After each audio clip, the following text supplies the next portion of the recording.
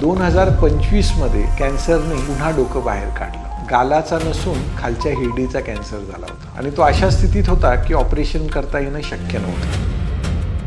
Mister Ghuge सोलापूरचे रहिवासी 2019 मध्ये डाव्या बाजूला गालामध्ये कॅन्सरचं निदान झालं होतं, ज्याचं तिथं शस्त्रक्रिया झाली. साधारणपणे 6 वर्ष सगळी आनंदात गेली. कॅन्सरने पुन्हा डोकं बाहेर काढलं. सोलापूर इथे 3 किमोथेरपीचे इंजेक्शन्स घेतले. युवा अवस्थेमध्ये ऑपरेशन करून चेहऱ्याला विद्रुपता आली. पुढील आयुष्य कसं घालवायचं त्या अनुषंगाने त्यांनी शस्त्रक्रिया टाळली, आयुर्वेदिक उपचाराकडे वळले. परंतु तो आजार कमी झालेला 3-4 महिन्यात पुन्हा बळावला. स्कॅनमध्ये असं लक्षात आलं की उजव्या बाजूच्या गळ्यातली जी ग्रंथी आहे त्यांनी मेंदूकडे जाणाऱ्या रक्तवाहिन्यांना ग्रासलेलं आहे. तिथे त्यांना सल्ला देण्यात आला की आता शस्त्रक्रिया करणं शक्य नाही, रेडिएशन व किमोथेरपी शेवटचा पर्याय. कुठेतरी त्यांच्या पत्नींना माझ्याबद्दल कळालं. त्यांनी नाशिकला येऊन ओपिनियन घेण्याचं ठरवलं. तपासल्यानंतर डाव्या बाजूला जो कॅन्सर होता तो सहजरित्या निघण्यासारखा होता. विषय होता उजव्या बाजूच्या गाठीचा. त्वचेचा ऑलमोस्ट 10 ते 15 सेंटीमीटरचा भाग इन्व्हॉल्व केलेला होता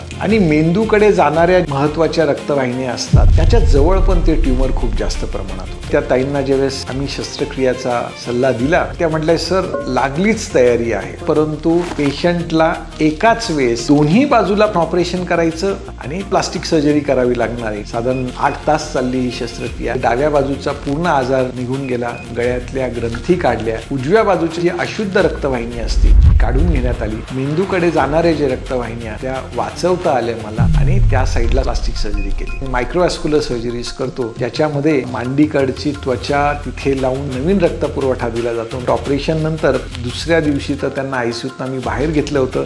नाकातल्या नळी वाटे फिडिंग चालू केलेलं होतं. 8 ते 10 दिवसामध्ये चेहऱ्याची सूज आहे ती थोडीशी कमी होऊन जाईल आणि मग त्यांना तोंडाने खाता पण येईल, बोलता येईल. 5 दिवस वॉर्डमध्ये असल्यानंतर डिस्चार्ज केलं. 3 आठवड्यानंतर माइल्ड डोसमध्ये रेडिएशन आणि किमोथेरपी देऊ. मिस्टर घुगे व त्यांचा परिवार त्यांनी जो विश्वास दाखवला तो या विश्वासाला आम्ही सार्थक ठरलो, याबद्दल आम्हाला पण समाधान वाटतं.